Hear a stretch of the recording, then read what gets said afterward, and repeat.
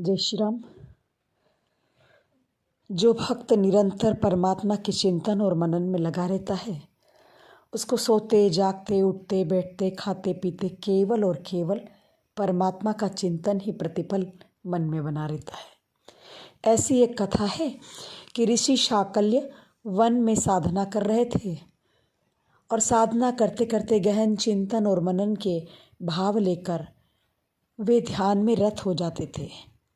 गहन वन का एक वनवासी रोज आकर के उनके लिए समिधाएं, कंद मूल, फल इत्यादि सामग्री एकत्रित करके ले आता था, ताकि उनको पूजा और अर्चना में कोई तकलीफ ना हो, भोजन करने में कोई तकलीफ ना हो। बहुत दिनों पश्चात जब ऋषि का ध्यान उस तरफ गया तो उनकी सेवा कर रहे सन्यासी को देखा और उसने कहा, यदि कोई वरदान हो या इच्छा हो तो वर मांग लो। इस पर वो भोला भाला सन्यासी बोला, भगवान मेरी तो एक ही इच्छा है। परमात्मा संसार का पालन करते करते थक जाते होंगे, वो यदि प्रसन्न रहेंगे, वह अगर थकेंगे नहीं, तो मैं चाहता हूँ कि वह सदा प्रसन्न रहे। उसके भक्तिभाव को जानकर ऋषि अवाक रह गए।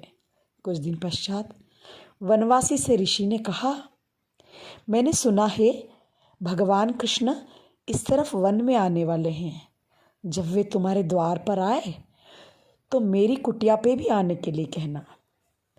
वनवासी ने सोचा कि भगवान उसके द्वार क्यों आएंगे। यह सोचकर उसके आश्चर्य और ठिकाना नहीं रहा जब अगले दिन स्वयं भगवान योगेश्वर कृष्ण उसके द्वार पर पधारे हैं। वह भाव विभोर होकर उनके चरणों में बैठ कर के अश्रु की धारा बहाने लगा। भगवान बोले, मुझे ऋषि शाकल्य ने बताया कि तुम्हें मेरे कष्ट की बहुत चिंता होती है, इसलिए तुम्हारा सानिध्य पाने के लिए मैं यहाँ उपस्थित हो गया हूँ। जो भगवान का ध्यान इस भाव के साथ करते हैं कि वह भगवान के कार्य में कैसे सहयोगी बन सके, उनका ध्यान रखने के लिए भगवान स्वयं प्रस्तुत हो जाते हैं।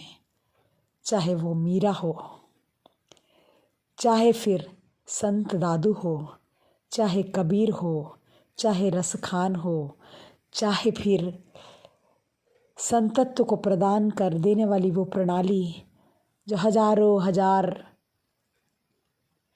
भक्तों के मन से परमात्मा को निरंतर निरंतर प्राप्त करने की बात संसार को बताया करते हैं। केवल परमात्मा को पाने की लालसा उस भक्त को भाव विभोर कर ही देती है, जिसको केवल ये चिंता है कि परमात्मा चिंतित ना रहे, वो प्रसन्न रहे, वो थकान से रहित रहे। जय श्री राम। मैं अमृता भावसार। वंदे मातरम।